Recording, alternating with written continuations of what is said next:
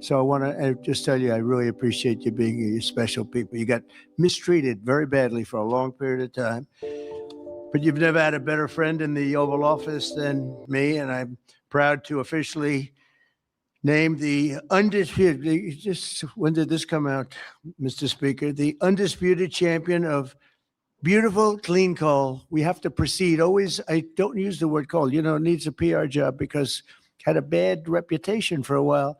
So we're not allowed to say the word coal anymore. It has to be preceded by beautiful, clean coal. Okay? We're cleaning it up. Very good. And we're delighted to be joined by Secretary Doug Burgum, who's done a fantastic job from the great coal mining state of North Dakota. And thanks as well to Speaker of the House, Mike Johnson, a fantastic guy who's doing a great job. Thank you, Mike. EPA Administrator Lee Zeldin. He's our secret weapon. He's getting those approvals done in record-setting time. True. Great senators, John Barrasso and Jim Justice. Thank you very much for being here. Hi, Jim. Been a long time, Jim. You're looking good. Shelley Moore Capito. Thank you, Shelley. Thank you very much, Johnny.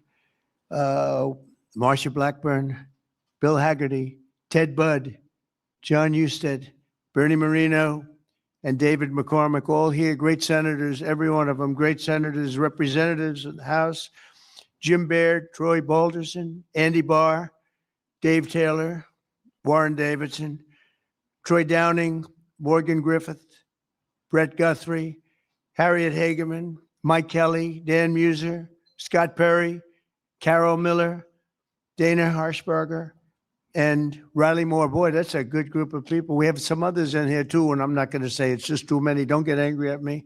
I'll never get their vote again. It's very dangerous.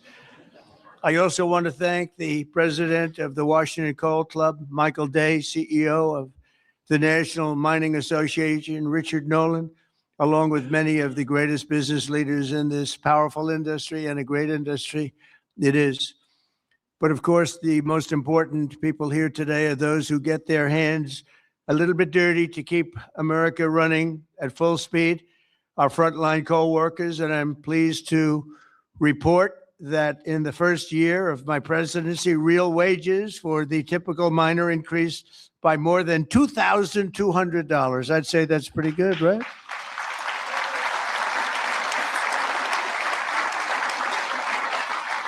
And I'll give you the bad news. It's the first time that that's happened in more than 27 years. All right?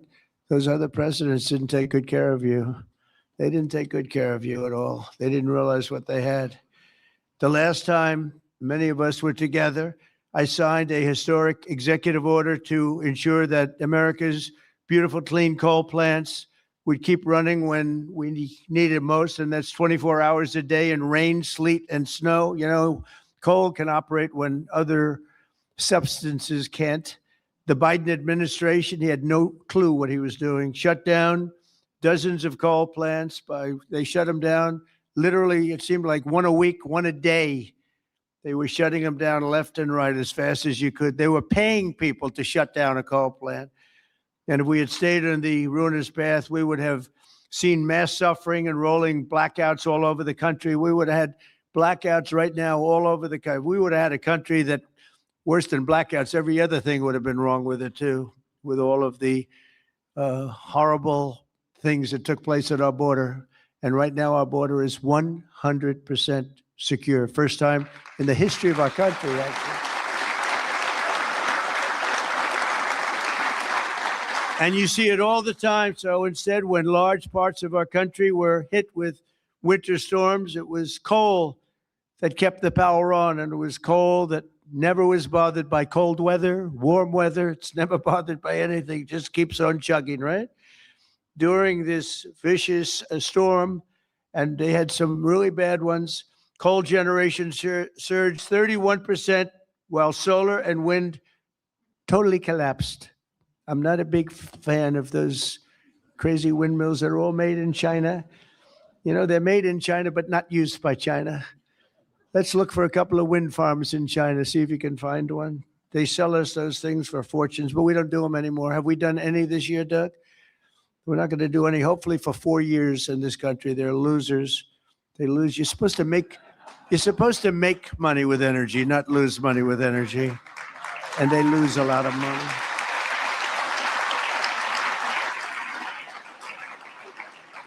And by the way, they're all over Europe. And, I was recently there, and it's not recognizable what they've done to their beautiful fields and those beautiful, beautiful scenic areas. And they put those wind turbines all over the place, and they're chugging, not doing a damn thing, except every time it goes around, it loses a fortune. It's horrible.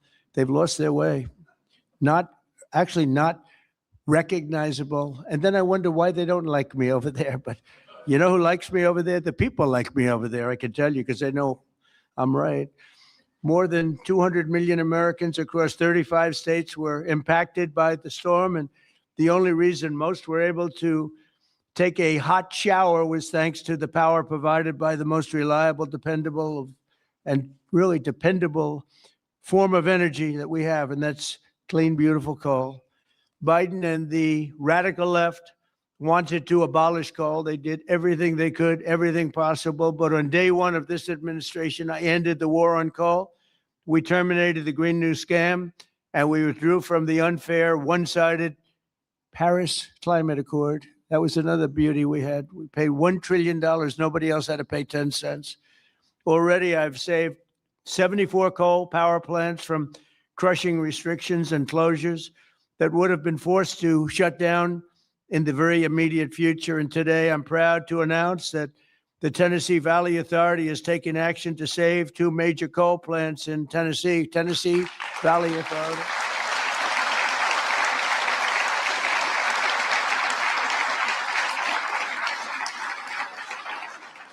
The plants are the Cumberland Fossil Plant and the Cumberland City. It's in Cumberland City. It's a big, beautiful thing that they just wanted to shut down. The Tennessee Valley Authority has gone in a very stupid, very bad direction. The head of it, it's considered sort of semi-private. It's supposed to be semi-public, but it's semi-private. It's the highest paid government type official in history. I think they pay them $10 million a year. They're paying them $10 million. I think the Speaker of the House wants to resign and head the Tennessee Valley Authority. And he could do a much better job, I can tell you that. Is that right, Doug? They pay him $10 million a year. Can you believe it? Well, Trump is on the scene now. We're going to make his life miserable. $10 million. I wonder what he got before he got that job. Probably making $150,000, right? And the Kingston fossil plant in Harriman, Tennessee. So they're going to remain open, and they're going to be vibrant. They're going to be improved, built up, and continue to do all the things that they do. These 2 plants were slated for termination, but we're going to save over 450 jobs by keeping them going and going strong. In addition, I'm directing the Department of Energy to issue funds to coal plants in West Virginia, Ohio, North Carolina, and Kentucky to keep them online and keep those plants open. Right, Jim?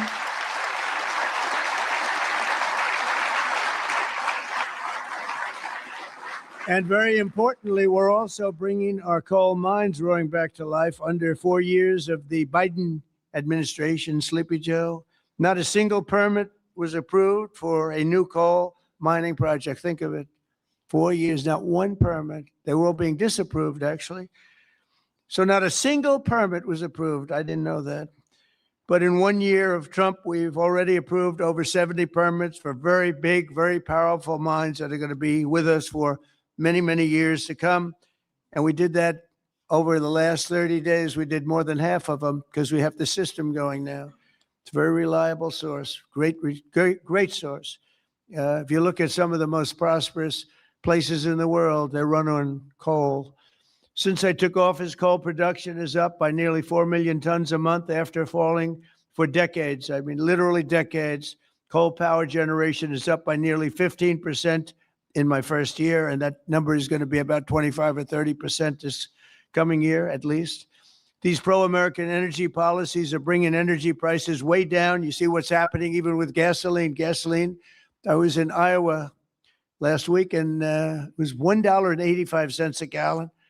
And many of them are $1.99 and $1.91. I saw we have them under $2 a gallon now. A little while ago, just a year and a half ago, they're at $3.50, $4, $4.50. In California, $7 because of its crazy taxes. Coal is one of the lowest price energy sources, and it's probably considered by almost everybody to be the most reliable. It requires no subsidies because you make money with coal. More coal means lower cost and more money in the pocket of the American citizens and in the pocket, frankly, of the United States of America. That's not bad. Every once in a while, we have to take care of our country, right? With us today is Kayla Blackford, who drives a haul truck at Bear Run Mine in Duggar, Indiana. Great state. We love Indiana. I only like states that are one so big, you know. I want to pick them. No, I like them all. Where she has worked for 5 years, and she's joined by her wonderful husband, Eric, who also works at the mine, and their really incredible son, Isaac. And Kayla, if you could come forward, I'd like to just have you say a few words, please. Come on up. Where's Kayla? Kayla, oh, hi, Kayla.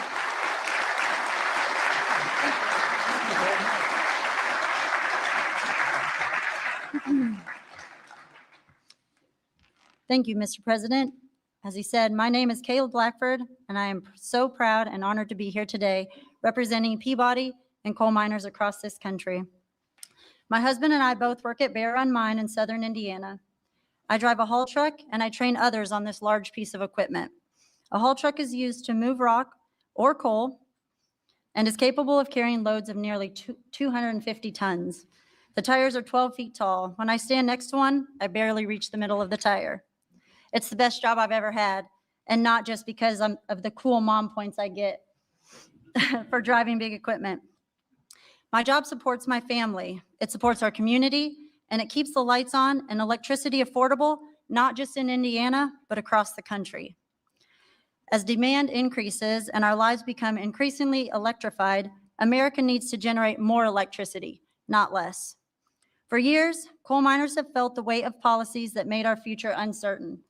Over the past year, that weight has begun to lift. My son, Isaac, who's here today,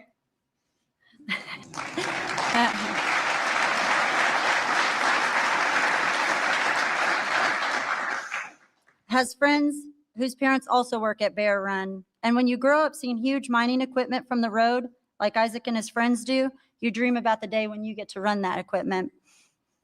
When a mine closes, families don't just lose their jobs. They're often forced to leave their communities, their schools, and their support systems behind.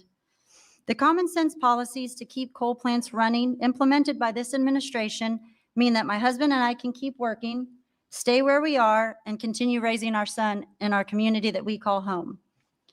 And the impact is even greater than that because you, Mr. President, have single-handedly kept utility prices affordable, the lights on, and our jobs alive. We are real people under these hard hats.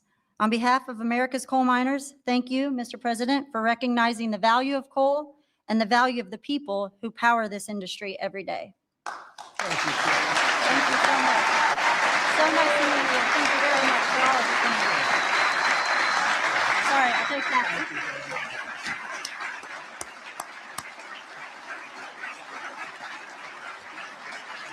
Good job. She did a good job, right? Look at the boy. He's so proud of mom, huh? Did a good job? Couldn't do better, right? Anyway, thank you, Kelly. That's really nice. Thank you very much. Coal is also critical to our national security, vital to everything from steel production to shipbuilding and artificial intelligence. It's incredible what's happening with coal. And it's also incredible how clean they're able to keep it now with all of the new techniques. By using it, they're able to do things environmentally that are amazing. You see that. That's why I'm also pleased to announce that in just a moment, I will sign an executive order that directs the Department of War to work directly with coal plants on the new power purchasing agreements, ensuring that we have more reliable power and stronger and more resilient grid power. And we're going to be buying a lot of coal through the military now, and it's going to be less expensive. And actually much more effective than what we have been using for many, many years. And again, with the environmental progress that's been made on coal, it's going to be just as clean. As some of you may know today, February 11th is Thomas Edison's birthday. There could be no better way to honor the legacy of the man who lit the world. Did you know that? The man who lit the world, Isaac. Do you know that? You ever hear of Thomas Edison? A little before your time, slightly. But then to reaffirm our commitment to American energy independence and the American energy dominance. We're going to be dominant. We are dominant right now. We have a new group of people that we're very close to, become very close to, and that's called Venezuela, where we're taking in this case, oil. We had 50 million barrels of oil that we have floating right now to Houston to be refined, and we're getting energy from all different sources. And so oil and gas is fantastic. So many of them are so good, but we're not going to use the bad ones. America is now the #1 energy producer in the world. We are by far #1. In fact, we're very soon going to be #1 by double what #2 is. And under our leadership, we're becoming a massive energy exporter.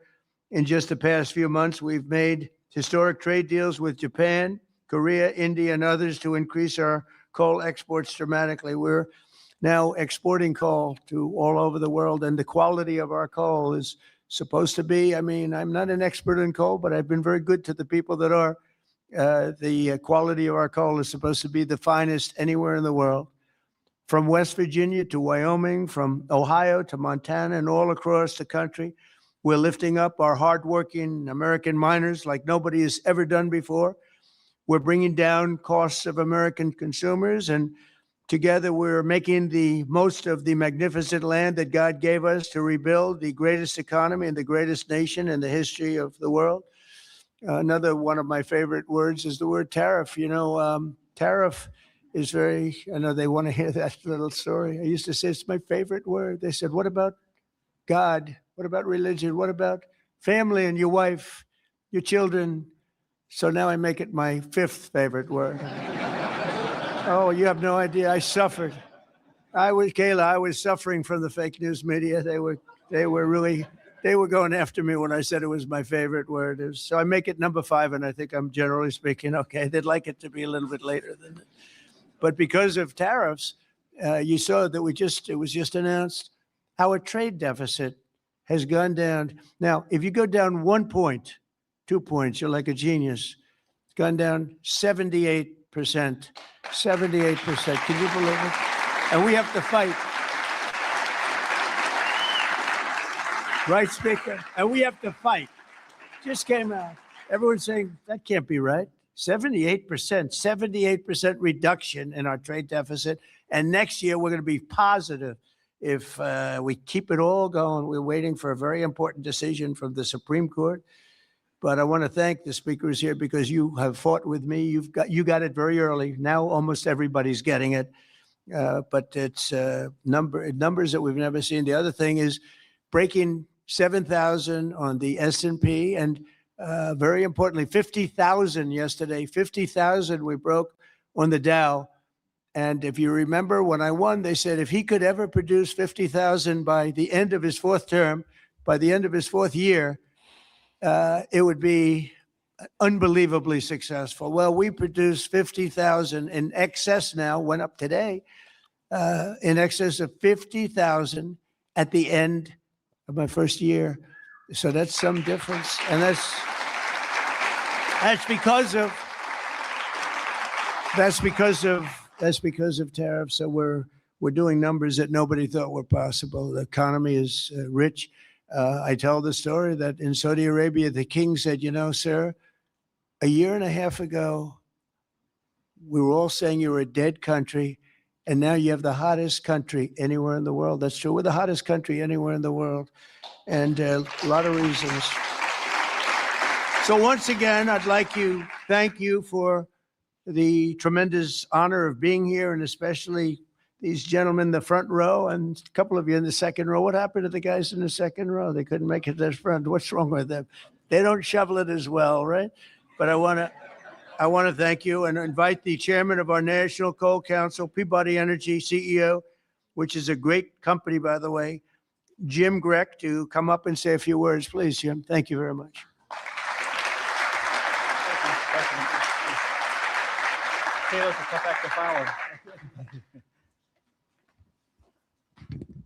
Mr. President, we stand here today representing the thousands of coal miners across the country to express our deep gratitude to you, sir, for the actions you've taken to support our industry. Your leadership and decisive actions have sent a powerful message. We have a president who, more than any other, deeply understands the importance of coal in supporting the future of this nation. Sir, you know what most people don't. The U.S. has more energy in its coal than any nation has in any single energy source. We have more energy than Russia has in its gas, and we have more energy than Saudi Arabia has in its oil. Yet before you, sir, presidents were afraid to allow coal to help keep electricity abundant and low cost. And Mr. President, that changed with you. We saw the impact of your wise policy in real time during the recent winter storm as temperatures plunged and demand surged. The coal plants you directed to keep open provided the stability and resilience that the grid needed. And today, thanks to your leadership, sir, we are working with your administration on the potential to build new coal-fueled power plants and having coal emerge as a source of rare earth elements and critical minerals that are essential for our national security and economic future. And because of you, sir, the mining towns that once feared for their futures are seeing new investment, renewed optimism, and a sense of pride restored. Families feel more secure, local businesses are growing again, communities that had been written off are reinvigorated. For the thousands of workers across this industry, your support has meant more than policy, sir. It has meant dignity, stability, and the recognition that their work matters in making America great again. So, sir, Mr. President, on behalf of Michael Day, the chairman of the Washington Coal Club, and all the coal miners across our great country, I'd like to ask there's some executives and coal miners are going to join us on stage, and we are going to present you an award, sir. Oh, it's great. Thank you very much. Thank you.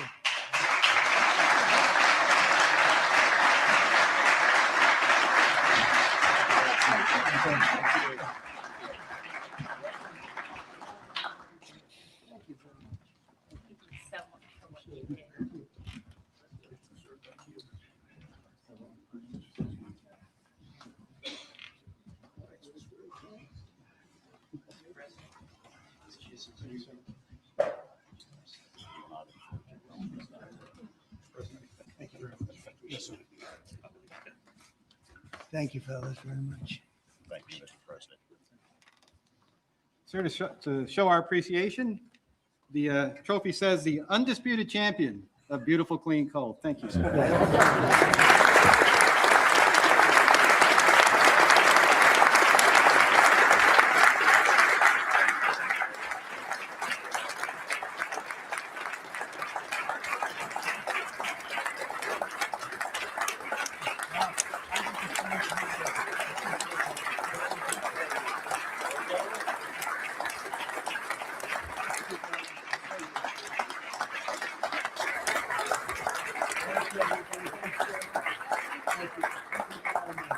We'll make a lot of money now, right?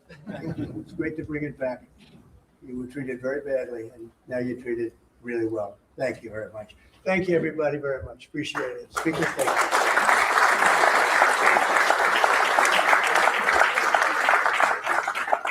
you. Welcome, everybody.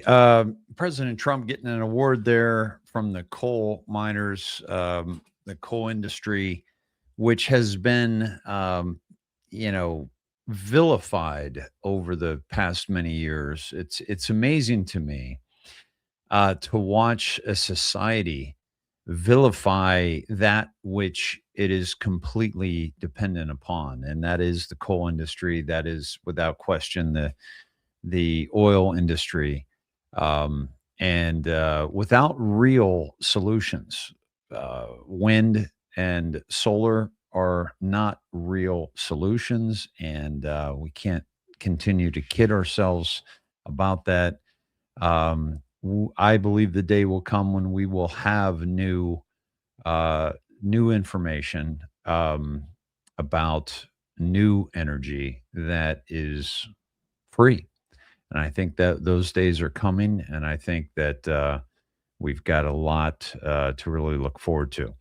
I want to get into welcome one and all. I want to just welcome you to this Wednesday night Hump Day, Trump Day broadcast of the Indoctrination. I'm David Snedeker. It's good to be with you all. And I just wanted to say that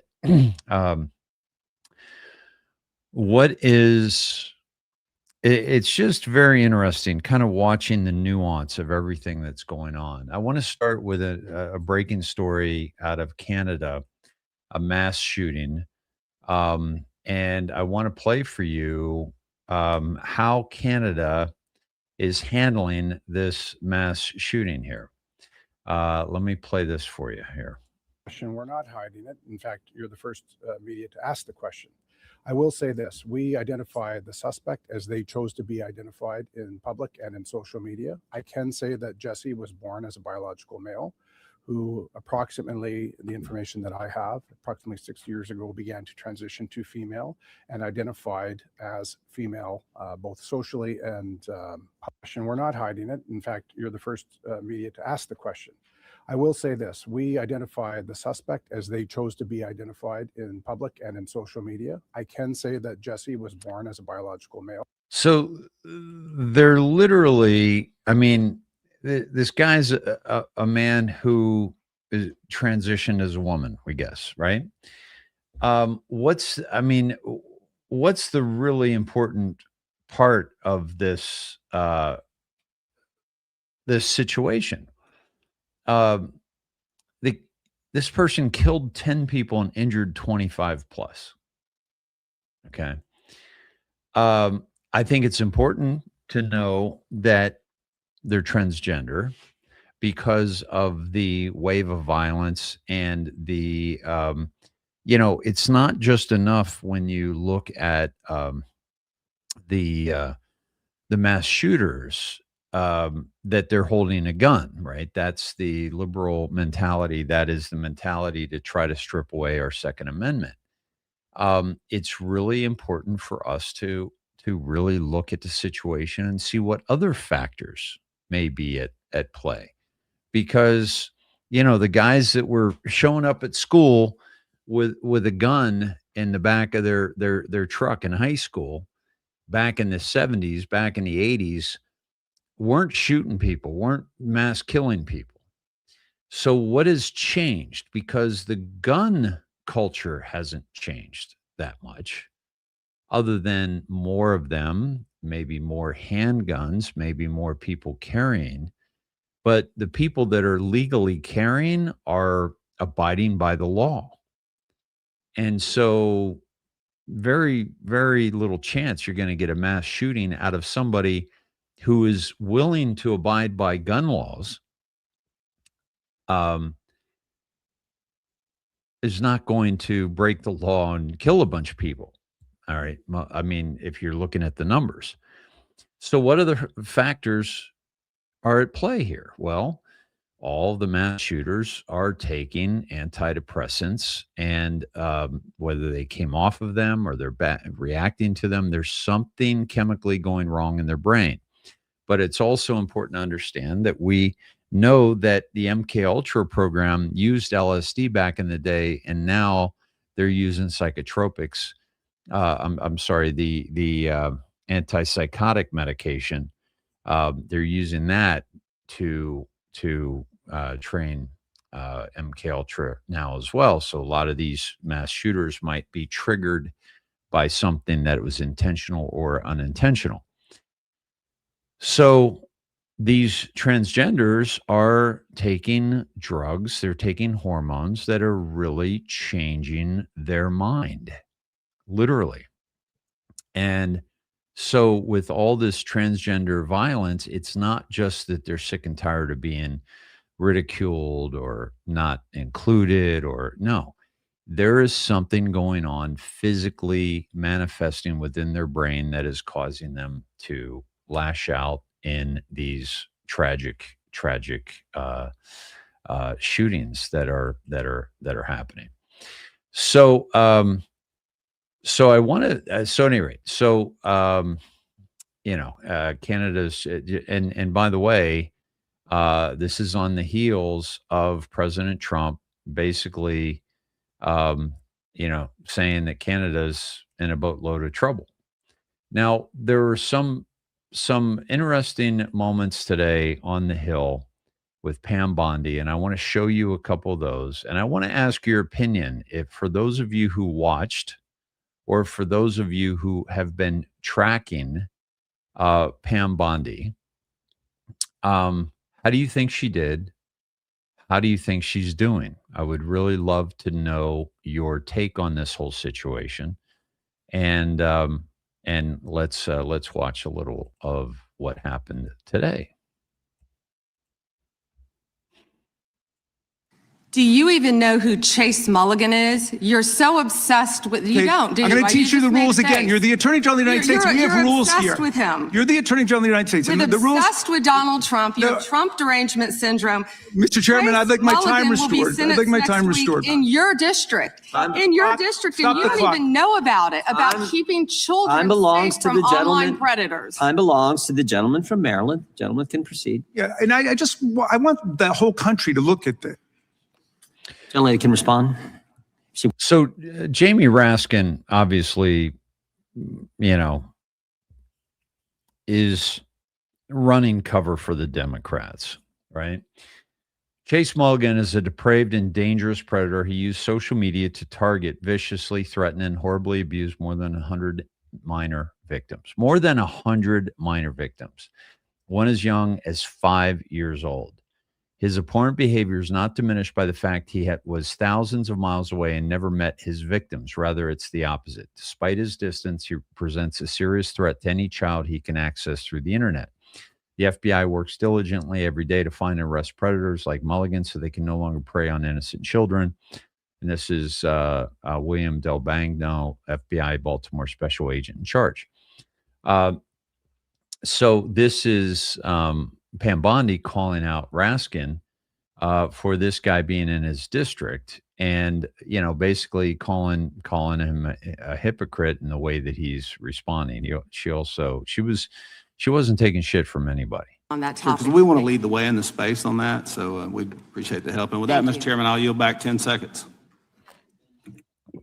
Gentleman yields back. We'll recognize the gentleman from Arizona for unanimous consent. Thank you, Mr. Chairman. I have a number of UCs. Gentleman can proceed. Thank you. Bombshell new docs show Trump called police about Epstein in 2006. Without objection. Kamala Harris defends Biden administration decision not to release Epstein files. Without objection. Why weren't they released during the Biden administration? Without objection. House Democrat Stacey Plaskett exchanged texts with Epstein during 2019 congressional hearing. Without objection. New York judge allows Epstein victims' claims against Plaskett to proceed. Without objection. Hakeem Jeffries solicited funding from Epstein in 2013 after financier was convicted child sex offender. Without objection. Jeffrey Epstein was invited to dim fundraising dinner and to get to know Hakeem Jeffries by firm working with Brooklyn's Barack. Without objection. An email from Leslie Groff to Jeffrey Epstein concerning Hakeem Jeffries Without objection. fundraising. Epstein file says Biden was replaced in 2019, question mark. Without objection. Thank you. The gentleman yields back. The gentleman from So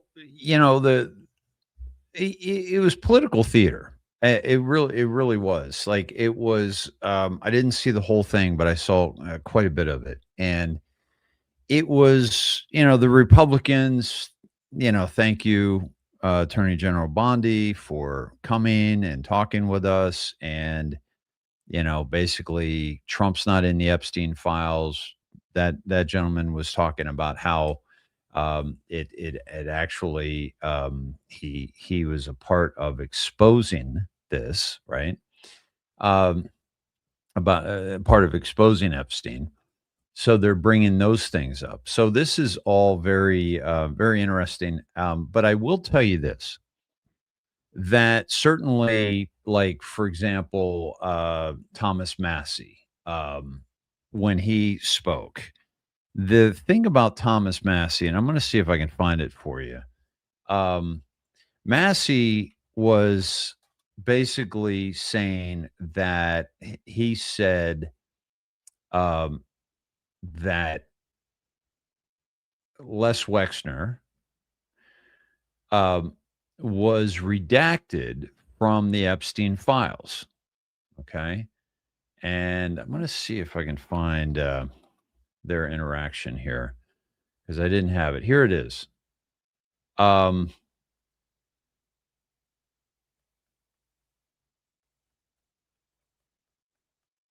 Okay, so let me play Massey for you first. Here you go. Now this is somebody that is posting, and this is bear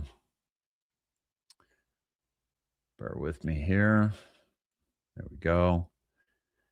Embarrassing. Bondi unravels under questioning by Thomas Massey. I didn't see that at all, but let's play the part that they're sharing with you. Are you able to track who in your organization made this massive failure and released the victims' names? Are you able to track who it was that obscured Les Wexner's name as a co-conspirator in an FBI document? Do you have that kind of accountability? Now, this is a direct question. Do you have that kind of accountability where you know exactly who redacted Les Wexner's name from the files?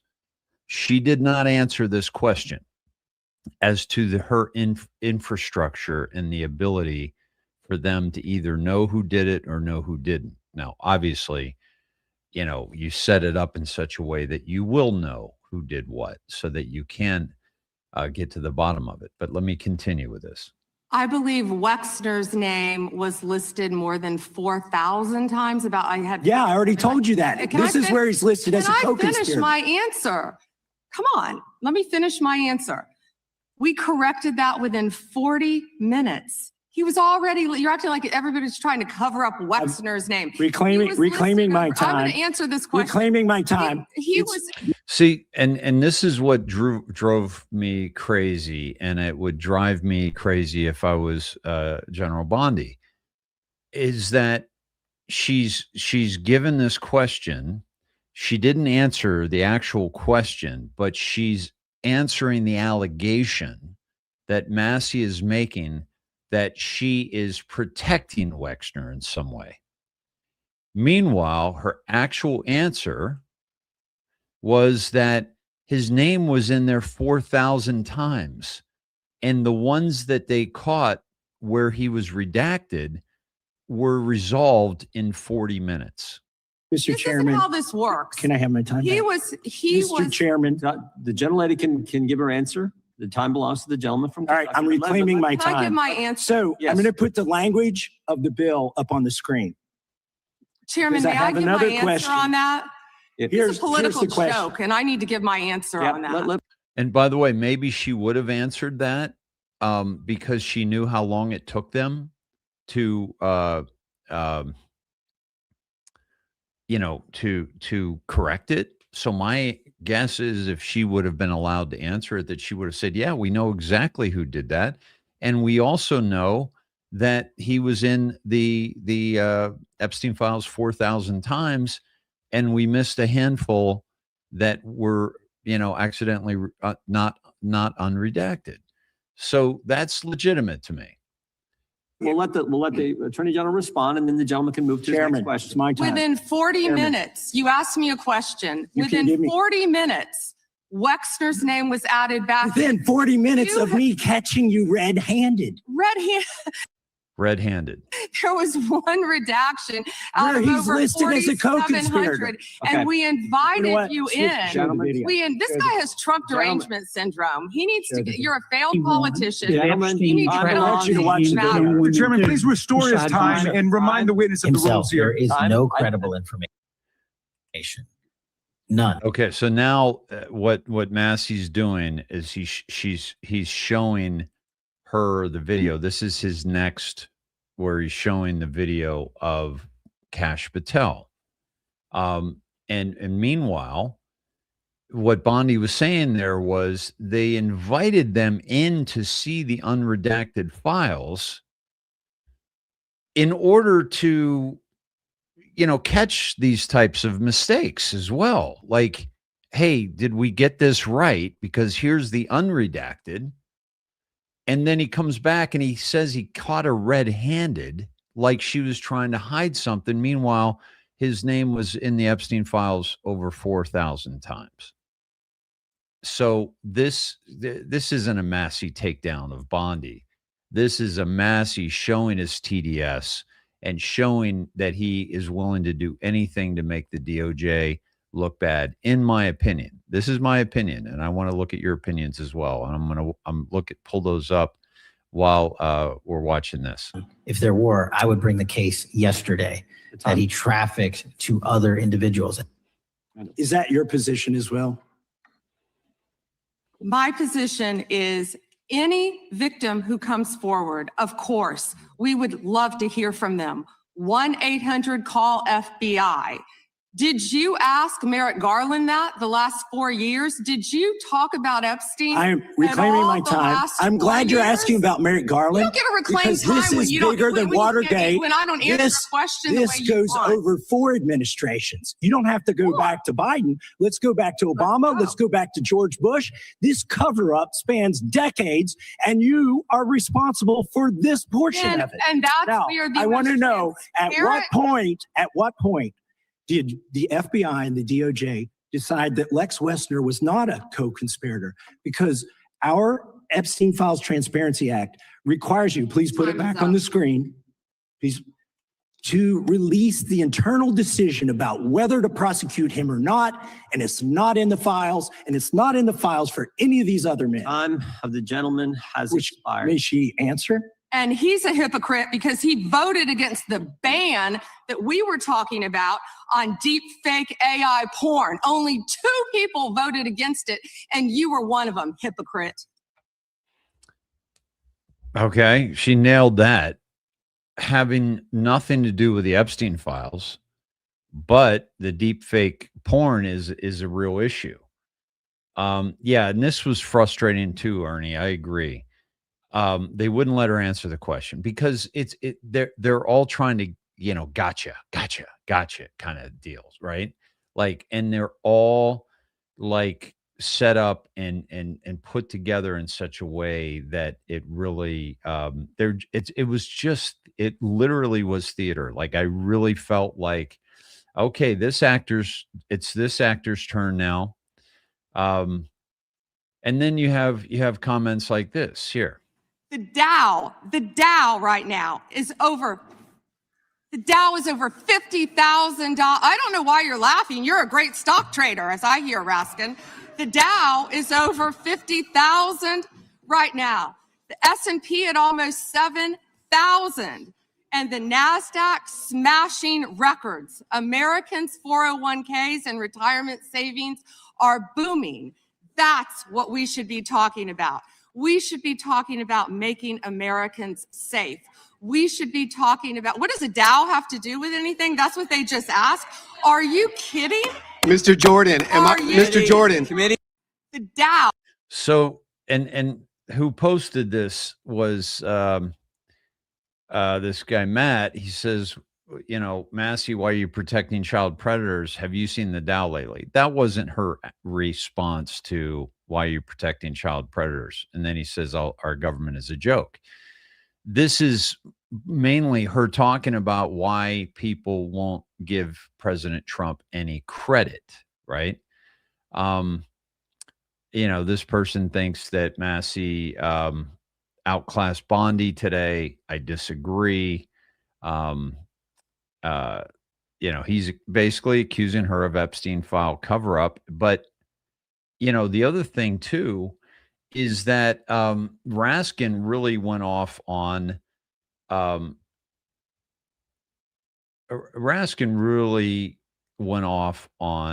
Bondi and was very much let me pull up Raskin. Hold on a sec. And he was very, okay. let's watch this. You can let her filibuster all day long, but not on our watch. Not on our time. No way. And I told you about that, Attorney General, before you started. You don't tell me. Yeah, oh, I anything, did tell you because we washed saw up what you did in the loser Senate. Lawyer, not even a lawyer. Committee will be in order. Time and I should get back at least 45 seconds. We will give you a few more seconds. I Not a said that few more, already. 45 seconds. Okay, I'm timing right now, Mr. Nadler. Go All ahead. right. My time. You can let. So she didn't take shit, right?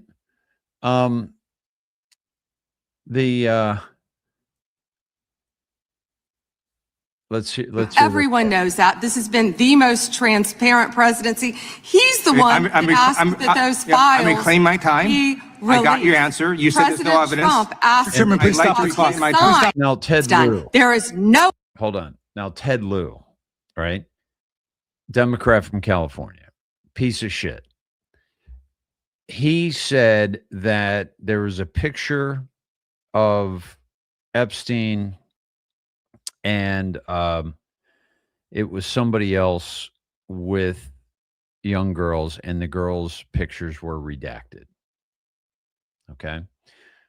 Now, those are in the Epstein files. So they're obviously young girls that were redacted because of who they, their age and the people they were with. I believe it was Epstein and Prince Andrew is what he put up, right? This is Ted Lieu, who she's engaging with now. And then he makes the jump to, well, here's President Trump at a party with, with Jeffrey Epstein. And he plays the video that we've all seen of, them just talking while others are dancing. And he's pointing out girls or women or whatever.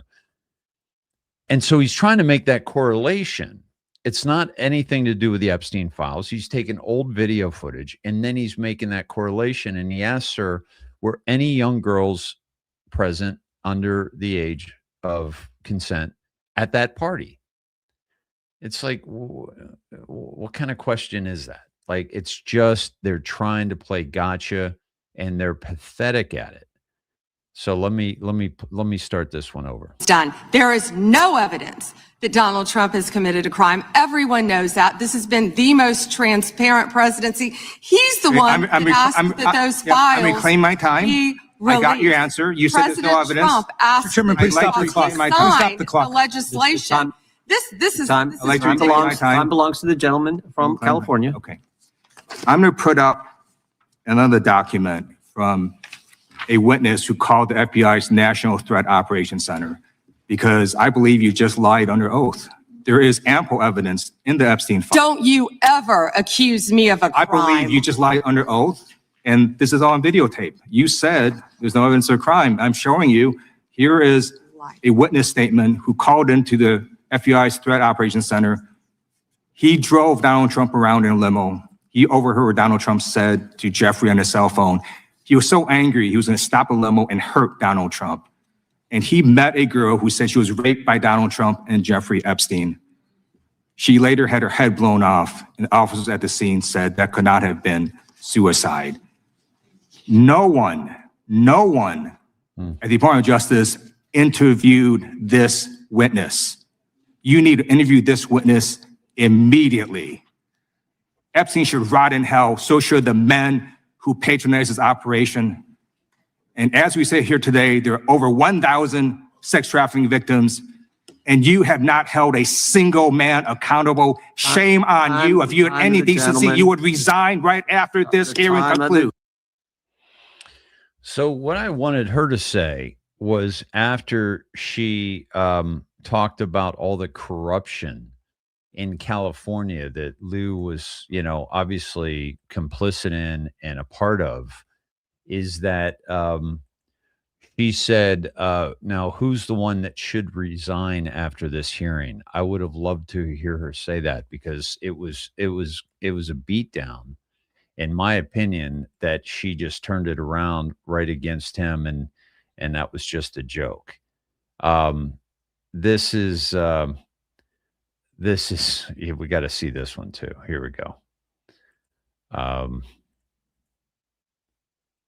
talks about they Reclaiming my time, indicted, Mr. the Chairman. president said they Close the indicted clock. him Mr. twice. Mr. Chairman, please They stop the sure clock did. and stop the he clock and indicted- restore his oh, time. Okay, here we go with these Committee will get in order. theatrics. The time Reclaiming my belongs to time the and gentleman back from the New clock, York. please. Enjoy the We will show. give you a few more seconds. We will do that. But when Reclaiming you ask my- a question, the The witness question gets to was- answer. You may not like the answer, but she Right. gets to The answer. question was, how many of Epstein's? They don't like What? the answer, Reclaiming Chairman, my time. because it's honest. Reclaiming So my- he asked a Reclaiming my 4-minute time. question. Restore 45 and seconds I to am Mr. Nadler, going please, to Mr. Chairman. my time. Answer. You can let her filibuster all day long, but not on our watch. Reclaiming- Not on our time. No way. Reclaiming- And I told you about that, Attorney General, before you You started. You don't tell me. Yeah, oh, I anything, did tell you because we washed saw up what you did in the loser Senate. Lawyer, not even a lawyer. Committee will be in order. Time and I should get back at least 45 seconds. We will give you a few more seconds. I Not a said that few more, already. 45 seconds. Okay, I'm So, timing right. a complete shit show, right?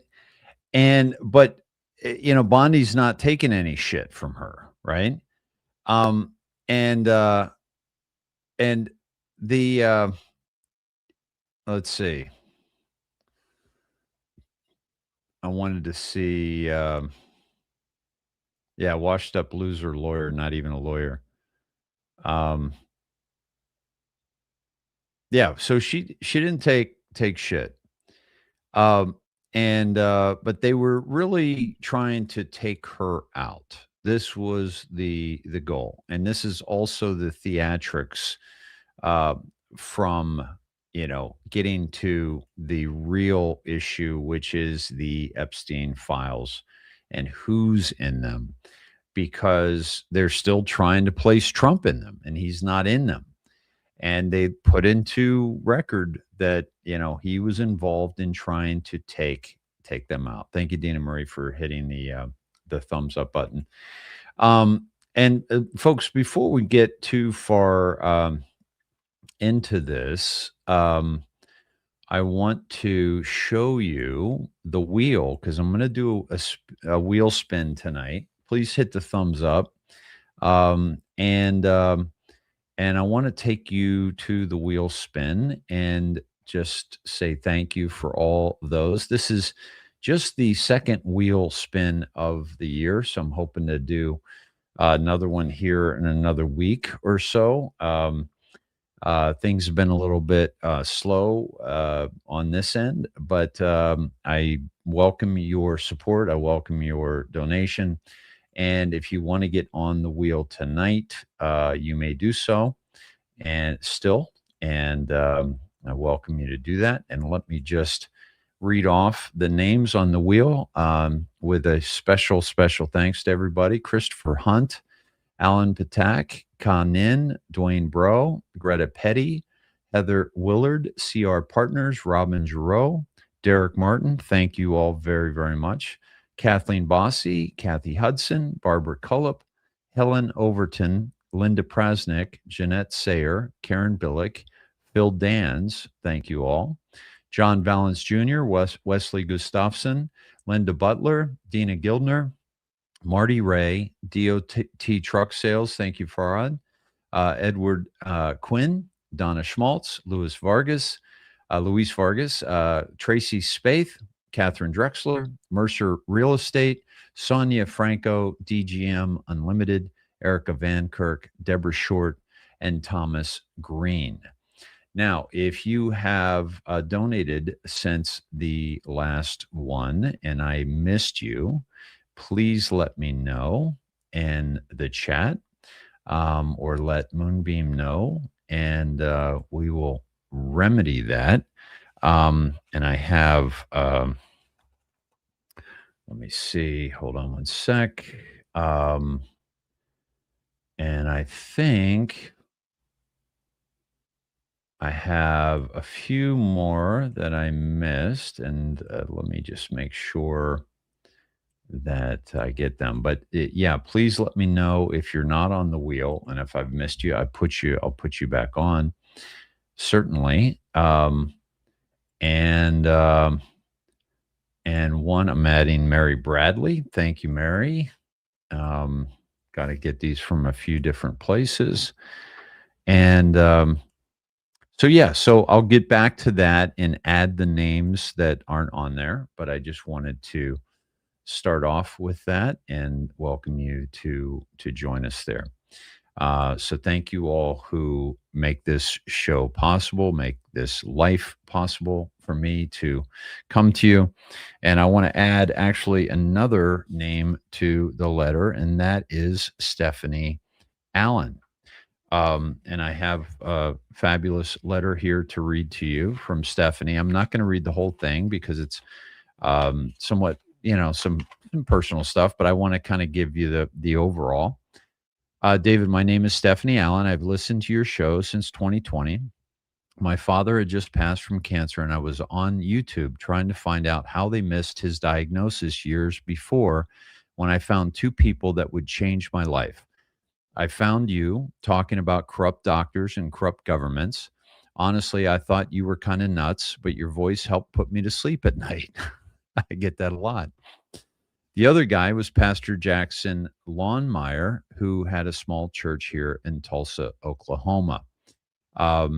In 2020, my life was pretty complicated. I had a wife and a son. Yes, I am gay. God love you. And I worked as a forklift driver, and she was in the union. And the union turned their back on her because of the whole COVID situation. She was a essential worker building school buses. And the local union would not defend her against the plant. And because the international UAW took the stand that everybody needed the shot.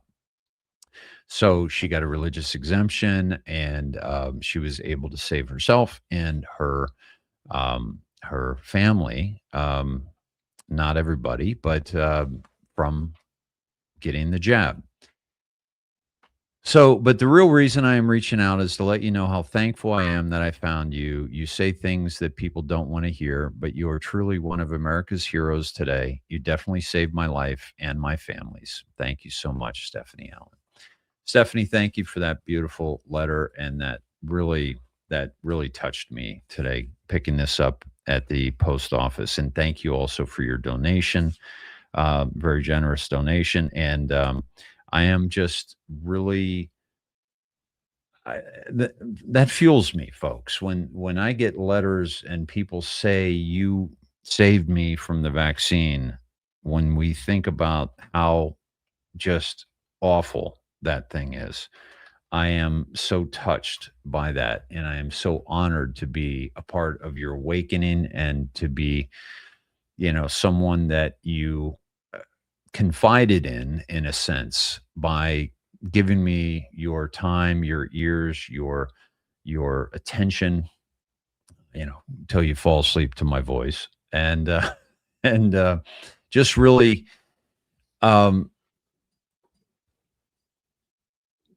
trusted me, if you will, to lead you in a way that I really felt served humanity. And that's why I got into this. That's why I continue this. And I am just very, very honored when I get letters like that about my impact on individuals. So thank you very much, Stephanie. And much love to you and your family. So, so I saw some of your comments, some of your, not big on Bondi, but many of you are, thank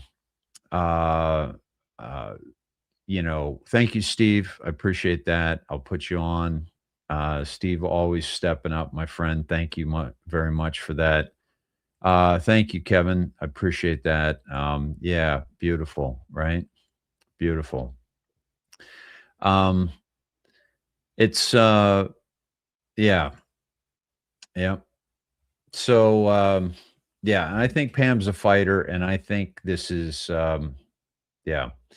Patrick says Bondi was not forthcoming. She's the AG of America. It doesn't matter what games are being played. The names of victims could be seen, but the deviant MF's names were redacted. But it's all a game. It's been this back and forth for decades. So I want to speak to this a little bit, Patrick. I think that listen, I think a lot of the people that are very let me just say, down on, Cash, down on Bondi, because of the way the names are being released. I just want to just remind everybody the following. And I hope this puts things in perspective, because as you know, I've been speaking out against Epstein 3 years, 4 years, 5 years before 2008. So I go back to 2003, 2004, knowing about him, knowing about his relationships with the Clintons and very powerful people. I knew about the island. I knew about Zorro Ranch. I knew about all that stuff. So when Q started posting about Epstein in 2017, which was before almost everybody, most people that knew about him were people that were aware of his conviction in 2008. But for Q to really dial it into the whole blackmail system, okay, that is where it got really important, because he was using underage girls. I don't even know the extent of it, but to manipulate governments, to manipulate world leaders, to manipulate business leaders, to have blackmail on them to do what they're told to do. We're not in control as voters if somebody gets into office that is compromised by Epstein. And for those of you who have been listening to me for quite some time, I told you the morning that it was announced that he was dead, that he was alive. I told you that morning, and I said, and here's how we'll know. If there is no release of the very people that he was blackmailing or keeping this information from being released into the public, if that isn't released into the public, like within days or weeks of his death, we will know that he's still alive. Because the thing that kept him alive was his information. And if people know this guy's got my information, he's got, all the tapes, all the audio recordings, etc., let's just get rid of him. Well, shit, people would have done that 10, 20, 30 years ago. But they couldn't. Why? Because they know a guy like that has what Anthony Weiner had on his laptop, a life insurance policy or a life insurance file. But to keep from getting killed, you have to set it up as a kill switch. If he dies, it's released to the people. That's what kept Jeffrey Epstein alive. And to this day, he's still alive, without question, in my mind. And we're finding out more about the FBI and everything. So let me go. So follow me on this train of thought. So Q brings in Donald Trump to run for presidency. Q would have done the due diligence on the Epstein situation. Okay. Remember, Q was calling out Epstein in 2017. Okay. Before almost everybody. Donald Trump posted on 4chan before Q actually used the moniker Q. Okay. It was anonymous. Then there was DJT. Then there was Q and Post 61. So Trump and Q are interlinked. We don't even know how far back, but we know that they're interlinked. So why would they bring up the Epstein files in Q as much as they did if they knew that it would take Trump out? They wouldn't do that. That's how I know that Trump wasn't going to be implicated.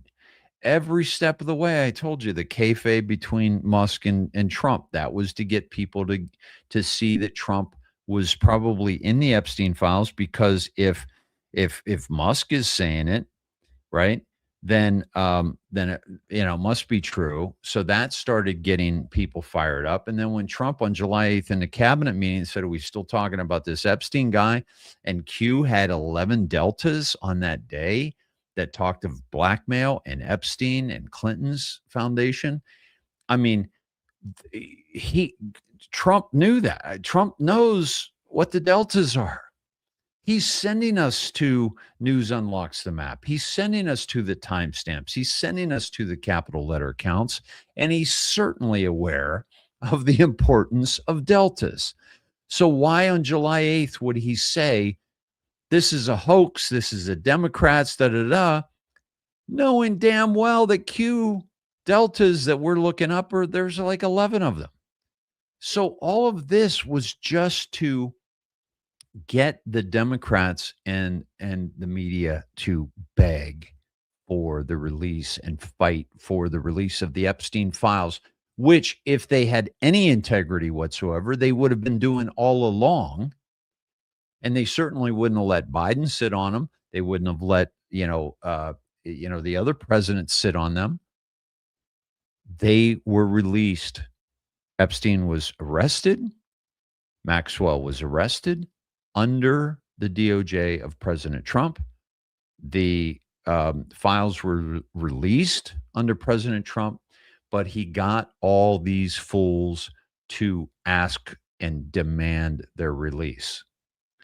Now, think about this. Every redacted name in the Epstein files, in the minds of those who are fighting for their lives because they know that Trump has taken out the deep state. Every one of those people sees every redaction in the Epstein files as a possible mention of Donald John Trump. So they're scanning, they're looking, everybody's looking, even the people that if Trump was promoting this and, really saying, yeah, let's get the Epstein files out, I'm all for it. If he never put up any pressure, who would actually look at them? Because they know he's not in them. So I believe that a lot of these redactions of these people in very, top positions are being done so they keep demanding the unredacted, hoping that one of them they're going to catch, like Massey said to Bondi, we caught you red-handed. Why is Bondi going to release 4,650, mentions of Les Wexner, like unredact all those, but not unredact like a few? And then she corrects it within 60 minutes of them pointing out to her that this is Wexner. You redacted those. And she was like, oh, those aren't supposed to be redacted. Yeah, let's include those. I'm sorry. She's trying to cover something up there. And I'm telling you, this is why they're doing it the way they're doing it, so that more people get into it and more people are aware of it, because this is the only way that they were going to look at all this. Okay? This is the only way they were going to look at this. Dina Marie just bought a mug. Going to add you to the wheel, Dina. And by the way, yeah, if anybody wants to make a purchase over on Sned Shop, please do so. And you will also get your name on the wheel for a full year of Sned Heads and a t-shirt. Okay. For the chance to win that on the spin. And that's where you'd go for that, my friends. Okay. Now, so are you tracking me? What are your thoughts on that? Like, this is very important that we kind of get to the bottom of this, right? Let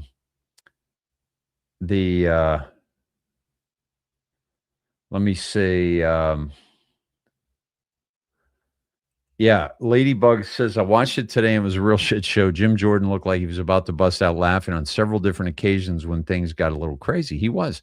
And one of the things that Jordan said too, like they were criticizing Bondi for not answering questions. And he was like, we had Alexandra Mayorkas in here who wouldn't answer a single question. So, if you guys, take it easy here, right? Ren, Dave, you are many of us here's lifeline for years. We needed you as much as you needed us. Absolutely, Ren. Thank you for that. I appreciate that. And more beautiful Stephanie stuff. That was a very nice letter. Thank you for that. And God bless you, Stephanie, for that letter. And beautiful. Anthony says, oh, shit is crazy. Good to be here with you all. Guthrie and pizza being delivered at News Gather in front of the Guthrie place. Says what?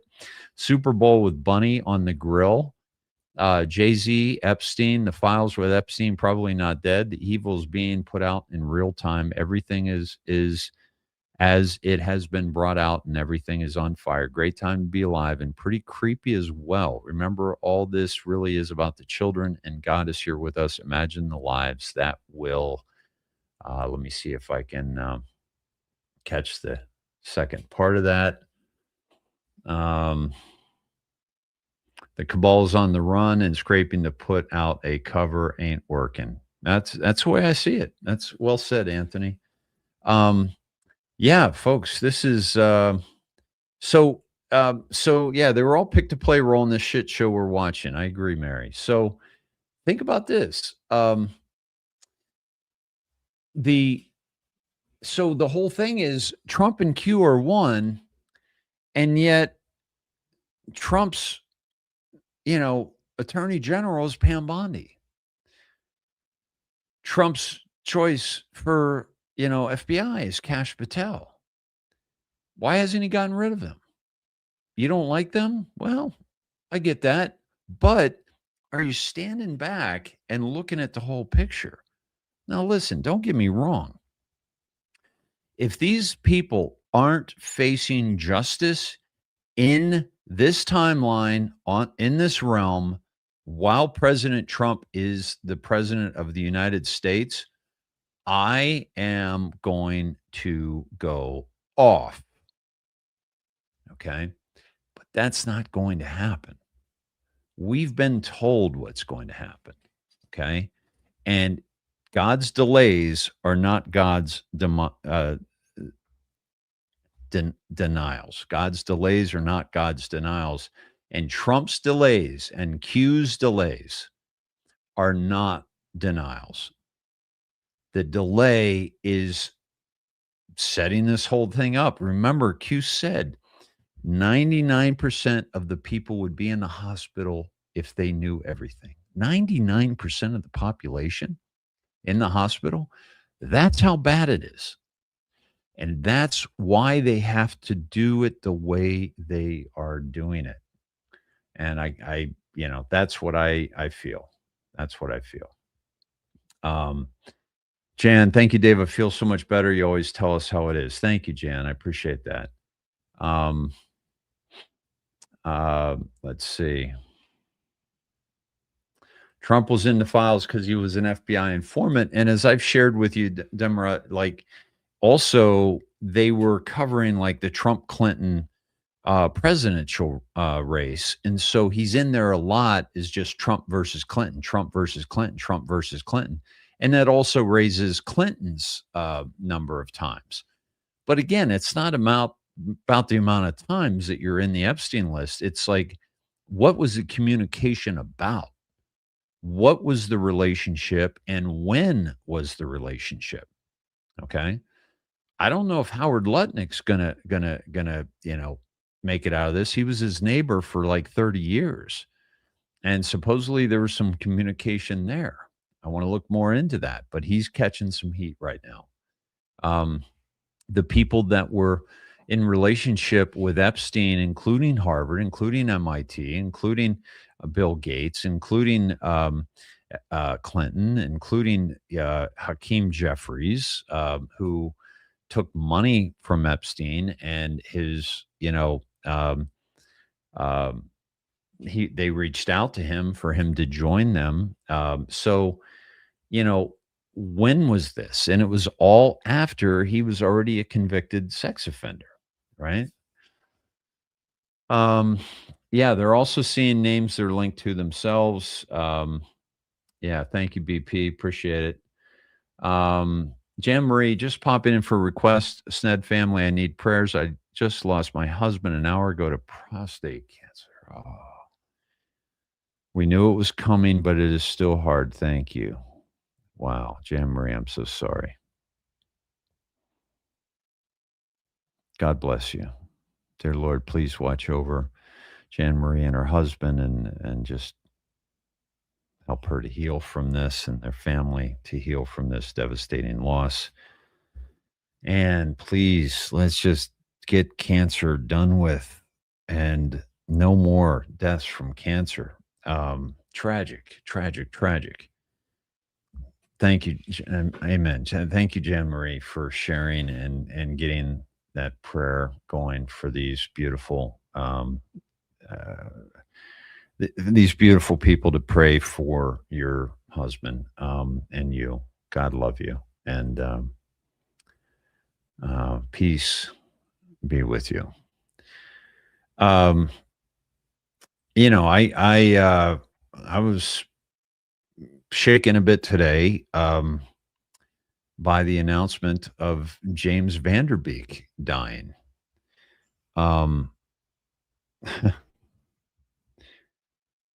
48 years old. And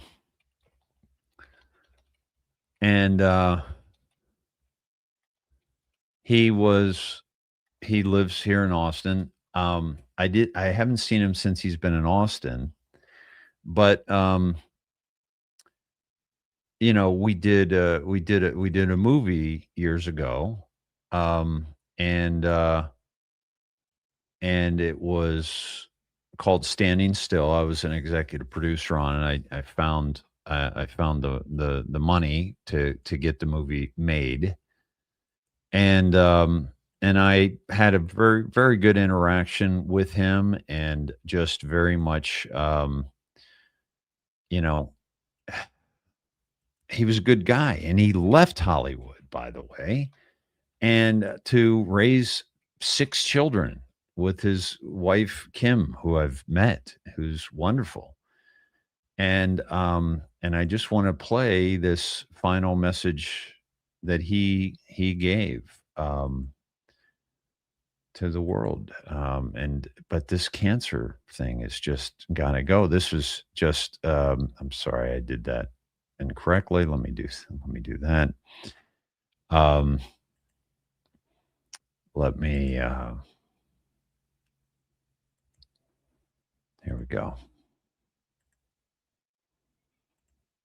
It has been the hardest year of my life, and I wanted to share something that I learned with y'all. When I was younger, I used to define myself as an actor, right?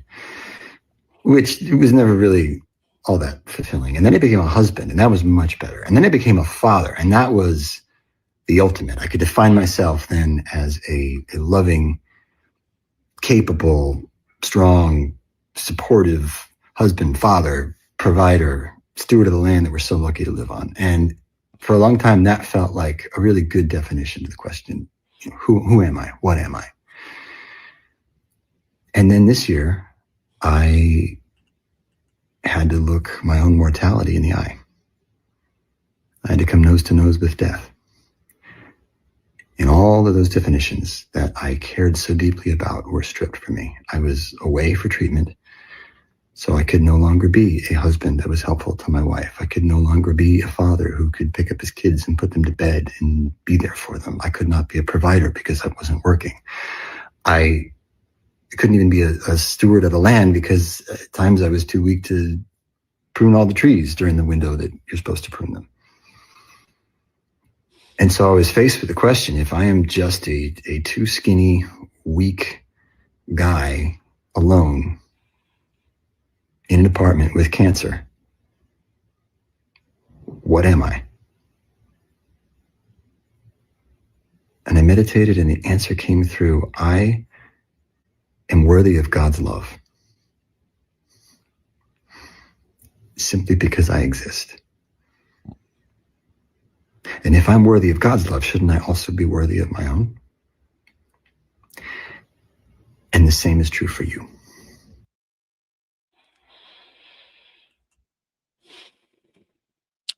Powerful, beautiful. Yeah, this was at the rap party of Standing Still. I think this was 2003. And just had a great conversation with him and had a great connection with him. Told him that he was basically produced the movie because all these actors wanted to work with him, and all these actors were, to get all these really great actors together, like Mina Savari and Amy Smart and Colin Hanks, Tom Hanks' son. They just wanted to work with James Van Der Beek because they grew up on Dawson's Creek, which I have my own issues with Dawson's Creek because basically that was, underage sex with, a boy who's in the class of this teacher. And that was like, it's very attractive to a lot of people. And that kind of launched Dawson's Creek. But I went back and I watched that like years later because I never watched it. And I watched the pilot and I was like, oh my God, this is trash. And so we were getting programmed like way back then for this underage stuff. But this was a good man, like who just, got cancer. And we gotta get rid of this cancer. And by the way, one of the things that we're looking at right now that we've been talking about is now they're actually finding that the cancer, they're going to be working with fenbendazole on cancer treatment, right? And just looking for that to see.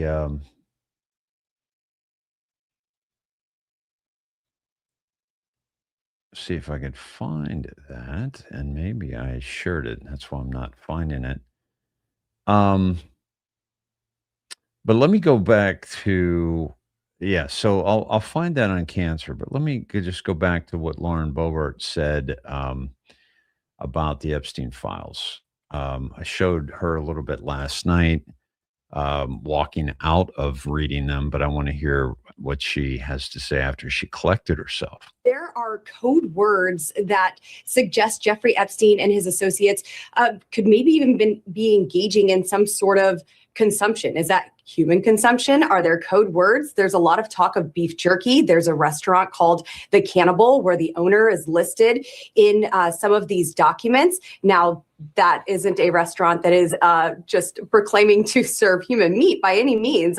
But some of this just, it seems that there's a lot of conspiracies that make you wonder. And I saw more emails about torture, and these coded conversations still have a very clear topic that torture was big. It was a big driver for them. And these were sick people doing very, very sick things. There are code words that suggest. So what we're going to see is going to be devastating, and we've got to be prepared for it. And we've got to be prepared for, this cannot stand without the truth coming through. And here's a take on Pam Bondi, and I haven't checked into it, but I want to play it. But again, just remember, this is Trump's pick, and it's either she's the one or she's going to be exposed, one of the two. But we got to keep all of this in mind. Oh, hi, Pam Bondi. What are you doing with Keith Frankel? I have a couple questions for you, Pam. How much were the acting lessons? Do the Epstein victims that you cried with know that you're friends with Keith Frankel? why was Keith Frankel and Jeffrey Epstein talking about body boxes on February 10th, 2010? You've read the files, so I'm sure you can tell us. If Jeffrey Epstein was such a monster, Pam, how come Keith went to his house so many times? One thing that was mentioned in the Epstein files is children being trafficked out of Ukraine. Keith Frankel and his family run a children's home that takes children out of Ukraine. You need to cut the shit, Pam. You need to cut the shit. All right, so here's a take. Oh, hi, Pam Bondi. Probably not- What are you doing? Probably not a Q person, right? So doesn't know the big picture, taking one photo and of her with somebody, because people want to get pictures with famous people all the time. And so that's why Trump is in pictures with Ghislaine and Epstein and all this. And there was a relationship there, no question about it. But it's when Trump ended it and how he ended it and how he was a part of taking down this man and the president when it happened. Okay. So this cabal is dying, and this was Iranian protesters. They burned an effigy of Baal, the satanic entity, depicting the Star of David. Baal was, and it was depicting a Star of David. Baal is a symbol of Satanism, elite corruption, and child sacrifice linked directly to pedophiles like Epstein.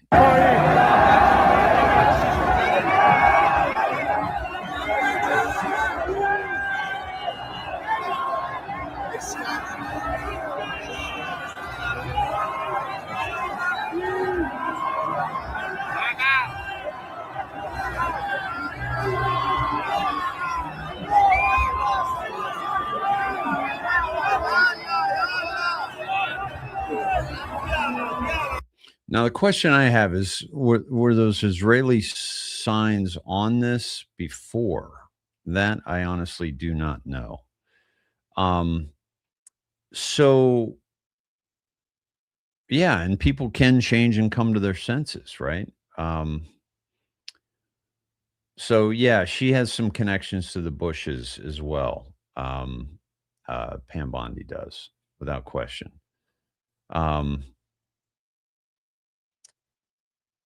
Let's see. A lot of people have IMDb credits. Like, I have an IMDb credit, but I was an actor and I was in the movie industry. But a lot of people have an IMDb credit because they're on, what do you call it? They're on television and they're in movies and things like that. Not necessarily that, Why does she look so different at 2.0? Quite possibly. I don't see that much of a difference, but I'm open to, all things, right? All possibilities, right?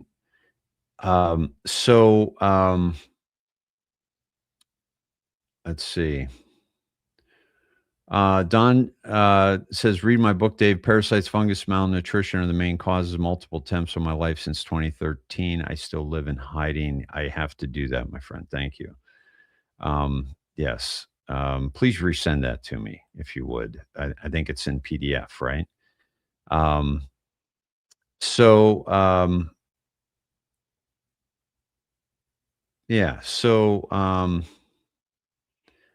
Yeah, the Star of David, too, BG, is the Star of Remphan, a satanic deity. This is,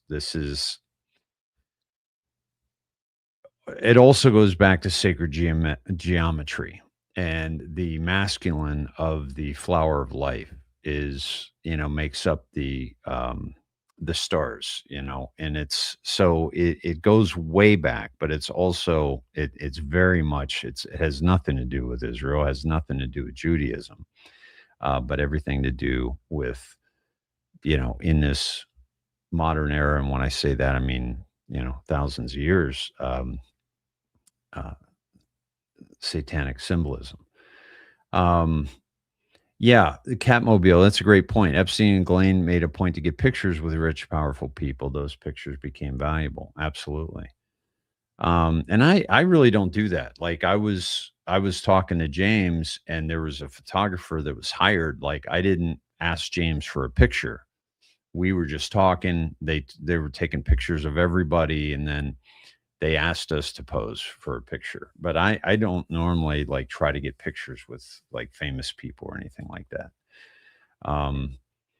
So yeah, so there's so much that's being revealed, but one of the things that I also wanted to say was that how about Bibi coming to DC in the heart of these Epstein file debates and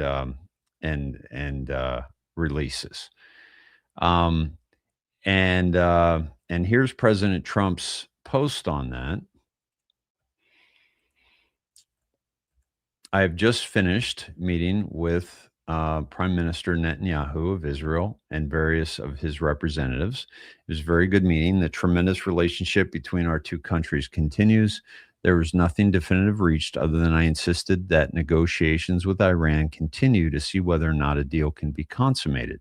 If it can, I let Prime Minister know that will be a preference. If it cannot, we will just have to see what the outcome will be.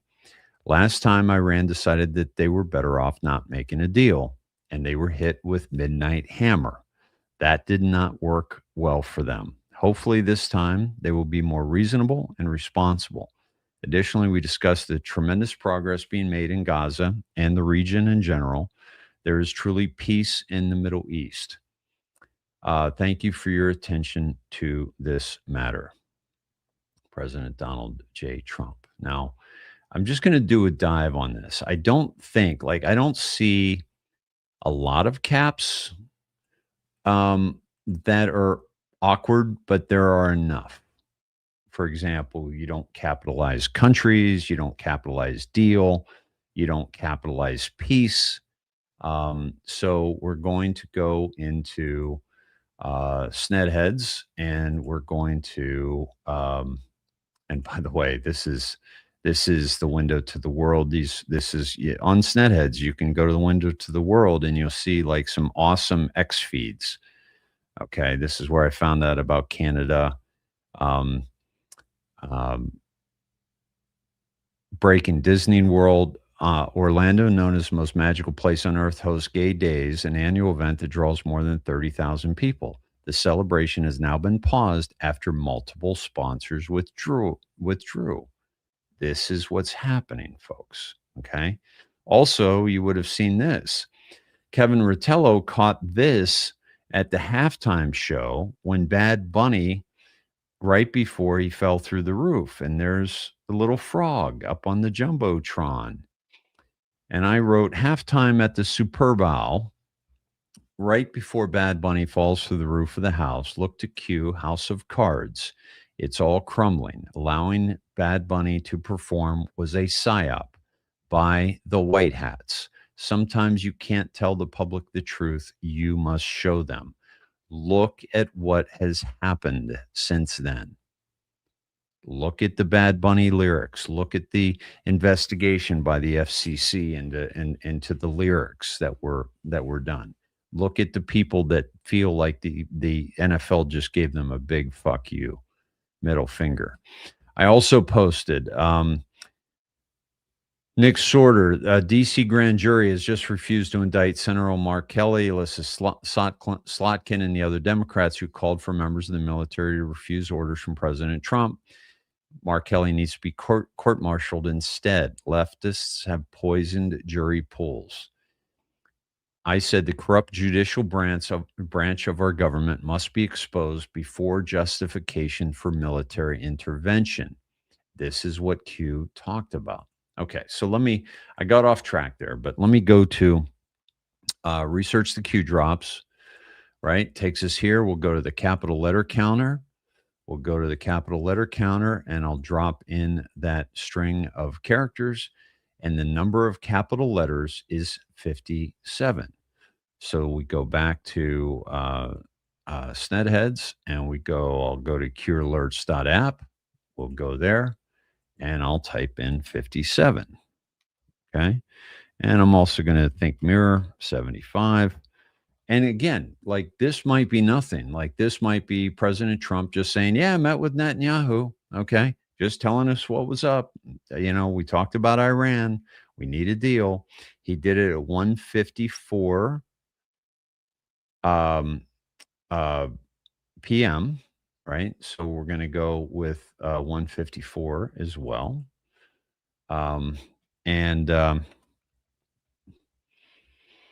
And he mentions the military. So why don't we go with 1354 as well? And let's see what happens. Let's start with 57. Senator McCain and others roundly criticized Representative Michelle Bachmann in 2012 when she and 4 members of the House Permanent Select Committee Intelligence and House Judiciary cited Miss Avedon, tying to the Clintons, in letters sent to the Inspectors General, Department of Defense, State, Justice, DHS, DNI, warning about Muslim Brotherhood infiltration of the United States government. Why is this relevant? Who took an undisclosed trip to Saudi Arabia? That was Jared Kushner. What was the purpose of the face-to-face versus phone call? To have the conversation about the purge and about what was going on with the Muslim Brotherhood in the U.S. Alice in Wonderland, okay, which relates to Hillary and the bloody wonderland of Saudi Arabia, but also, I believe, the supercomputer in Saudi Arabia that is responsible for much of what we're seeing. Now, that was the capital letter count, okay?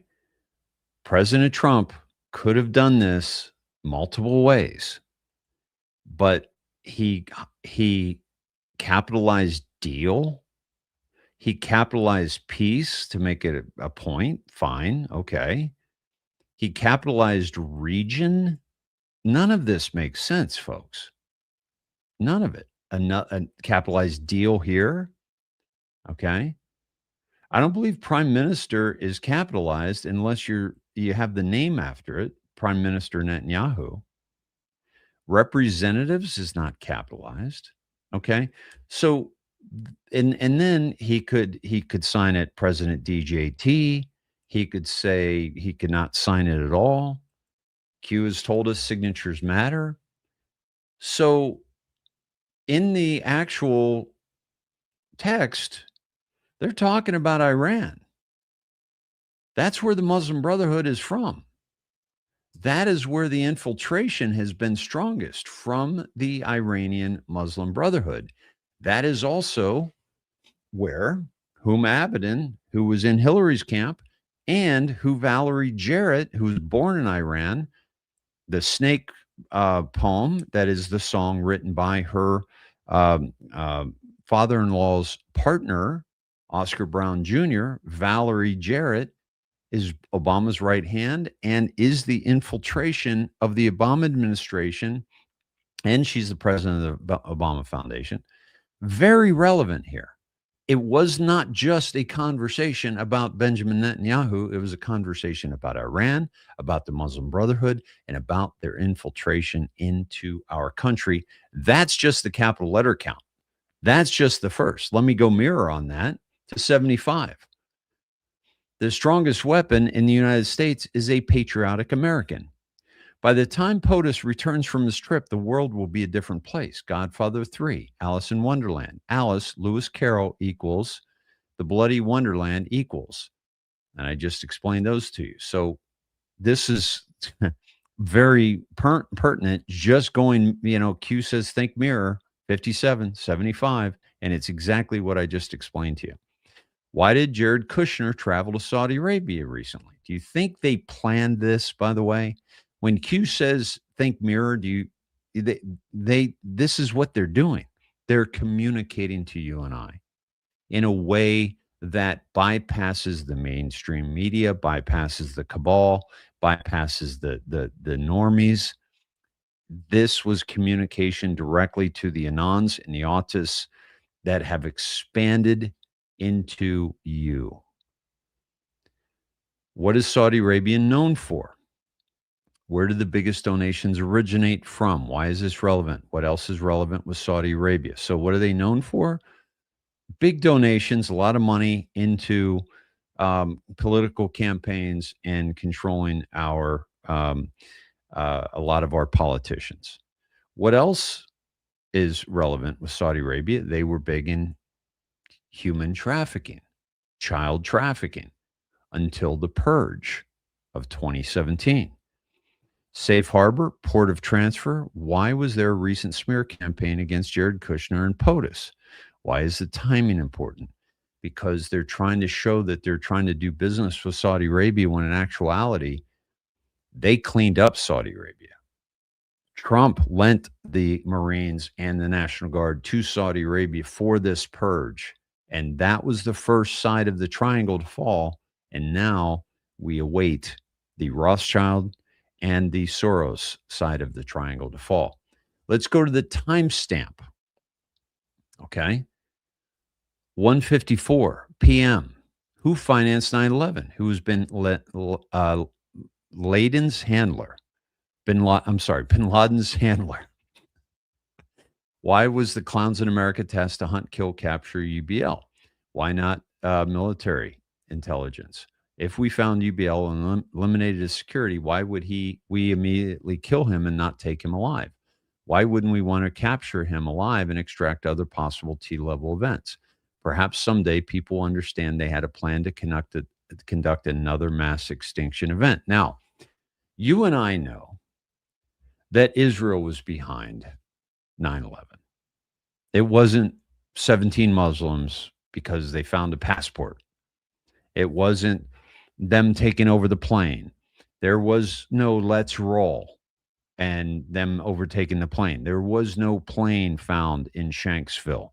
There was no plane found on the lawn of the Pentagon. That was all complete bullshit. But it took us into wars against countries that were unfriendly with Israel. And there are many ties into Israel. And those files have been released. And those files have shown that our CIA tried to keep the mention of Israeli intelligence out of the Epstein files. I'm sorry, out of the 9/11 files. Okay. So this timestamp that President Trump took us to is the one he's talking about Benjamin Netanyahu in Israel. Just saying. Okay. Saving Israel for last. Perhaps someday people will understand they had a plan to conduct another mass extinction event. World War I and II orchestrated and planned by select families? ? See, this is Q being Socratic, saying, hey, what do you guys think? Why don't you find out? What do you think? Was it planned by select families? People do the digging. Yeah, it was. Speaking of the, the Bushes, Prescott was busy funding both sides of the war. Fantasyland. Remember, the more people there are, the more power the people have. Why did Dems push for gun control directly after every tragic incident, which they'll do up in Canada over that shooting? But God forbid they'll say anything about how transitioning could have caused this problem, how some of the medications that they're taking could have solved this problem. Why is this so very important to their agenda? Because they were planning on a mass extinction event. They were planning on locking us down. They cannot do those things with an armed population. We the people who they are afraid of. We the people are who they fear will one day awake. Our Father who art in heaven, hallowed be thy name. Thy kingdom come, thy will be done on earth as it is in heaven. Give us this day our daily bread, and forgive us our trespasses as we forgive those who trespass against us. And lead us not into temptation, but deliver us from evil. Q. I want to add to this prayer. Never even thought of doing this, but reading it just now. Forgive ourselves. We ask for forgiveness. we give forgiveness, forgive ourselves. If we're going to be magnanimous, if you want to look at it that way, when in actuality, forgiving others is actually helping ourselves. We release ourselves from that burden. But if we're going to take that action for the benefit of others and the benefit of ourselves, can we forgive ourselves? Let me take you to the military timestamp, National Security Action, who we are, Loop. This may not be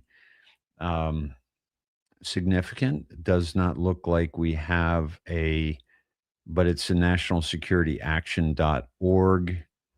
And let me see if I can find, here it is, what we do. And I'll thank you, Diane. I'll get to Kevin's drop here in a sec. A hub for designing and advancing a foreign policy. This is global engagement keeps us safer. I can't remember. I want to say the talking points.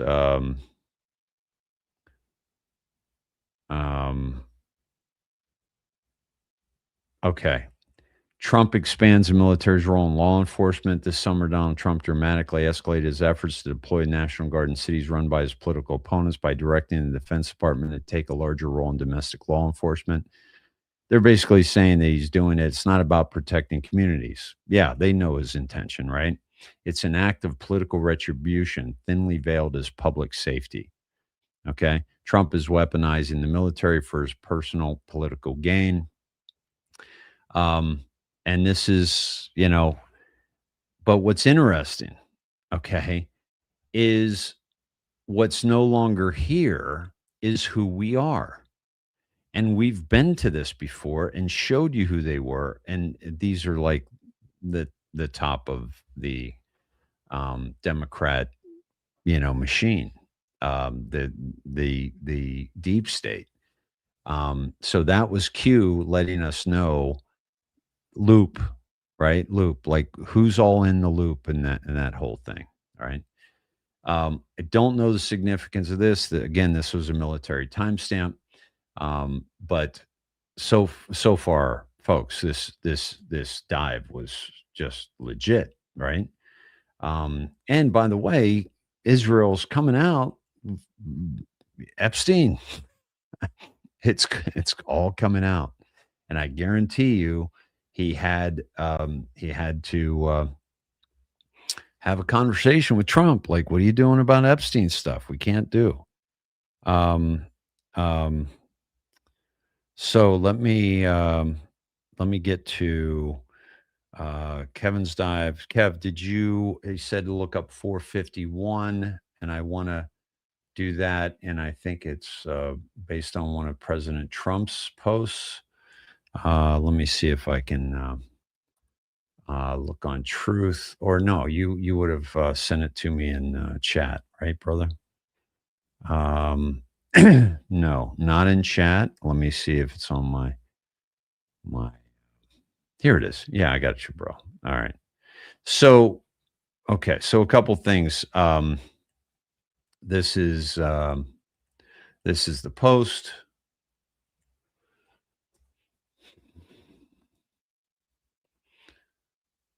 Let me play it for you here.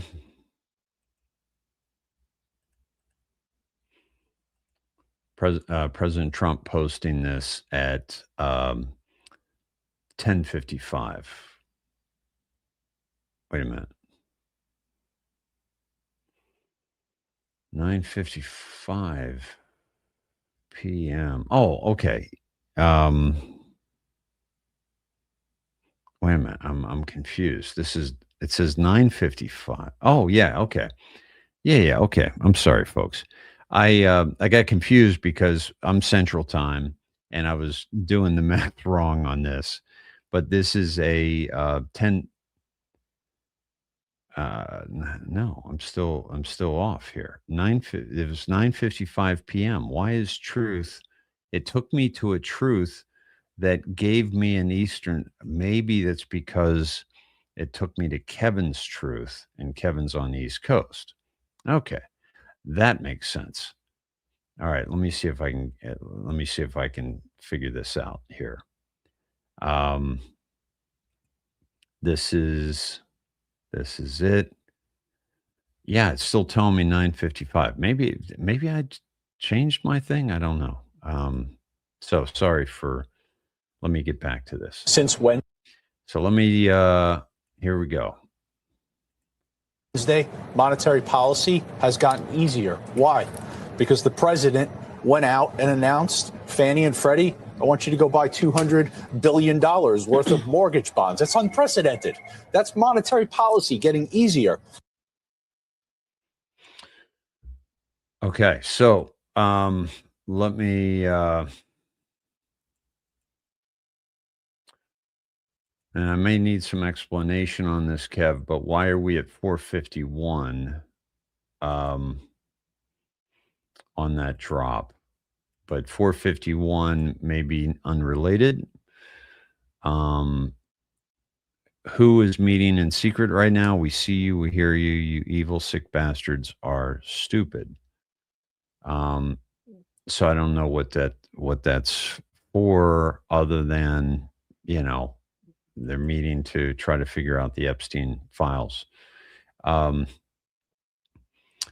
154 mirror.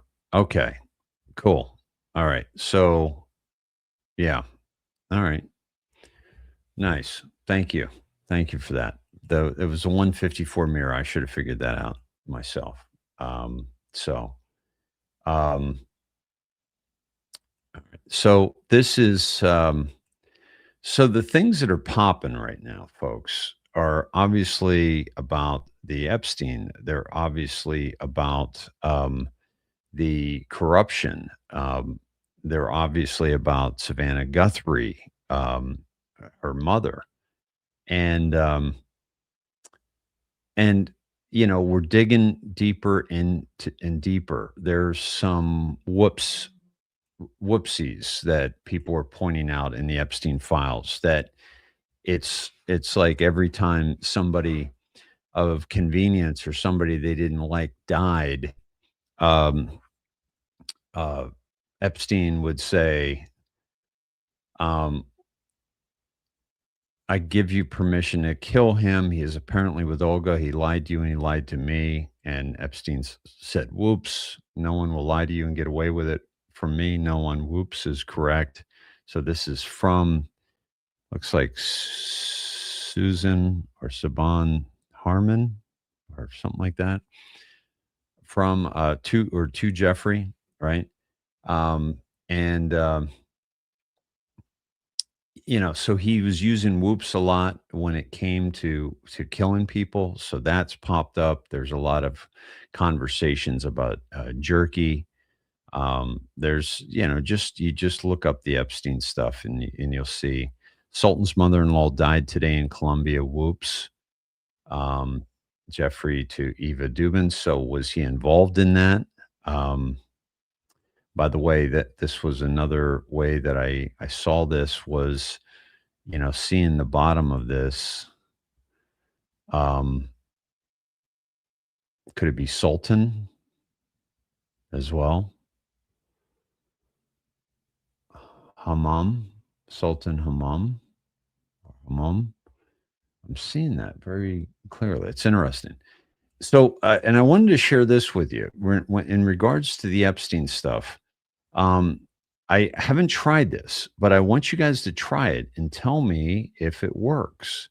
I just haven't had time to do it.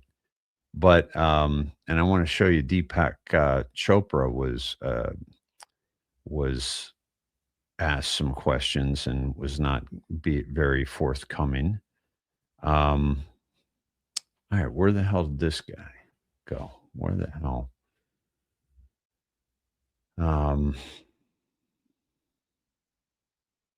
Here it is. Okay. So I have not verified this, but I would like you guys to try it and let me know if it works. I wrote 25 lines of code that can probably unredact all of the Epstein files in less than 30 seconds. Really not that crazy. All it does is take a PDF and turns it into a Microsoft Word doc, because the Microsoft Word doc just completely removes all this black line right here. So took 0.2 seconds to do 2 documents. Before I end the video, I would just like to mention that I am not suicidal. I am a great swimmer, and I look forward to living my life well into my 80s. There you go. All of the Epstein files in less than 30 seconds. Really not that crazy. All it does is take a PDF and turns it into a Microsoft Word doc, because the Microsoft Word doc just completely removes all this black. Okay, so they're taking Less it. than He's 30 taking a seconds. PDF. Really and not turning that it- crazy. All it does is take a PDF and turns it into a Microsoft Word doc, because the Microsoft Word doc just completely removes all this black. So there might need to be somewhat of a converter from a PDF to Microsoft Word doc that he might have skipped over. Yeah, BP, thank you. I appreciate that. And did you, any of you guys, have you tried this? Right?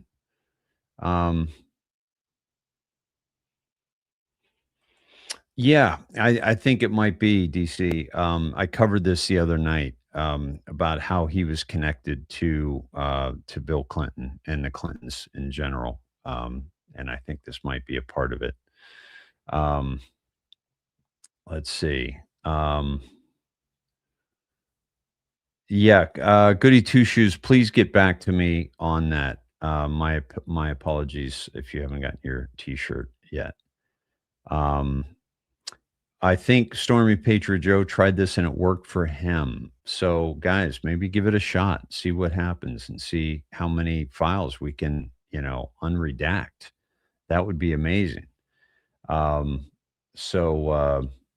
Yeah. Bow Hunter said that today is also the anniversary date of when the IGRC took control of Iran. Okay, very interesting. Okay, good to know that, by the way. Good to know that. Folks, I'm at 2 hours, and did I get everybody for the wheel spin? And again, just so much, not able to cover everything, but what I really wanted to focus on was that conversation I had with you about Bondi,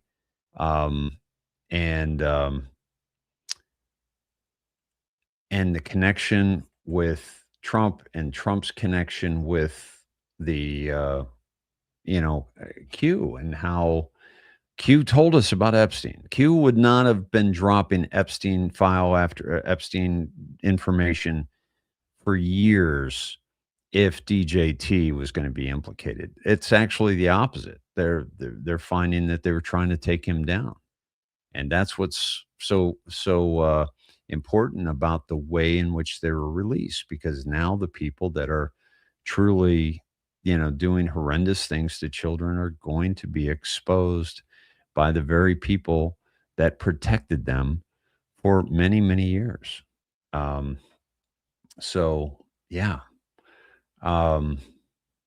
Really tragic that we have lost our way in such a way that we allowed this to go on right under our noses. But no more. And it's all coming to an end. And it is, it's going to be difficult. But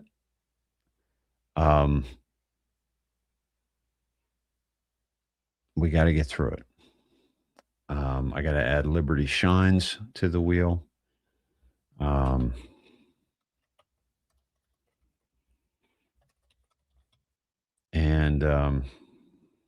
And I think I have everybody. Folks, if I've missed you, please forgive me. We'll get you on the wheel the next time.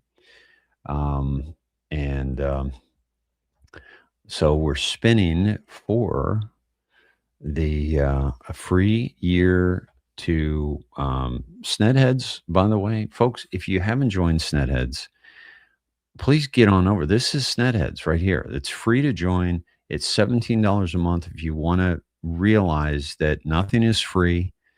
In order to post, you have to pay the monthly. But this is remember when Q said misspellings matter. This is Gus Gustafson, right? And here's an email from the files. Turns out Lynn forgot to tell me about To Chidlren. Q said misspellings matter. Trump posted years ago, got to do something about these missing children grabbed by the perverts. Too many incidents, fast trial, death penalty. Right? DC Ben. Okay, gotcha. Thank you. I'll add to the wheel. Trump posted this, I want to say in 2012 was the posting of this. Yeah.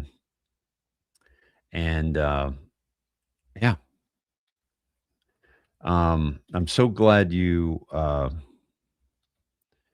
posted that, Gus, because I wanted to catch that today. So this is what it looked like here.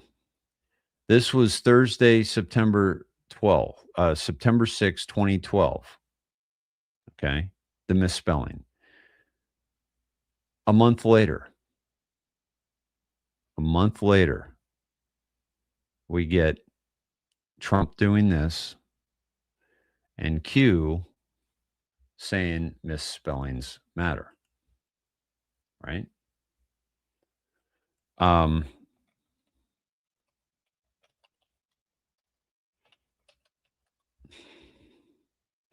And that date,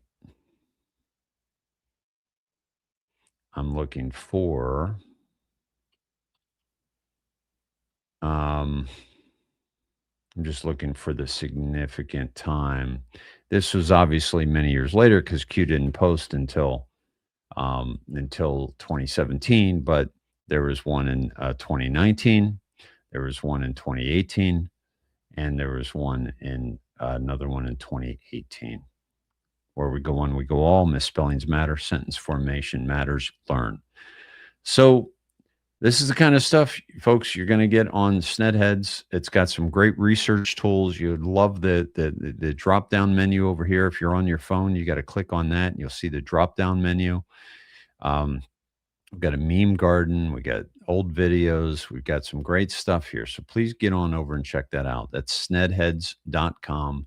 Soon to be the Rubicon with a Q, right? Yeah, so we're going to get there. So let me, so this is full year is $170. It's 2 months free and for $170. So you pay for 10, you get 12. That's what we're looking to win, and a t-shirt on this spin.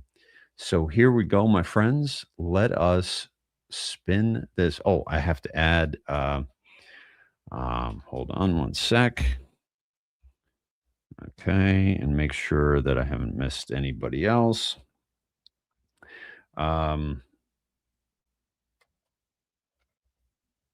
Okay, now, also, I got to put Kevin on the wheel as well. Thank you, Kevin. Appreciate you. All right, my friends, are we ready for the spin? Here we go. Gonna be? Who's it gonna be? Who's it gonna be? Tracy Spade. My friends, this lovely lady has been with me a very long time, and I am very excited to say congratulations, Stacy. Very cool. Very cool. And thank you for all of your support, amazing support over the years, Tracy. You've been a light in a very dark world at times, and I love you. I appreciate you. And congratulations. And thank you again for everybody who pitched in, donated, and are adamant about supporting this work, supporting my my mission in life to awaken the world, to try to make sense out of the absolutely nonsensical, and to try to make our lives just better every day, because we're able to see through the wool that has been pulled over our eyes as a civilization, and we are putting an end to this, and we are changing, and we are where we go when we go all.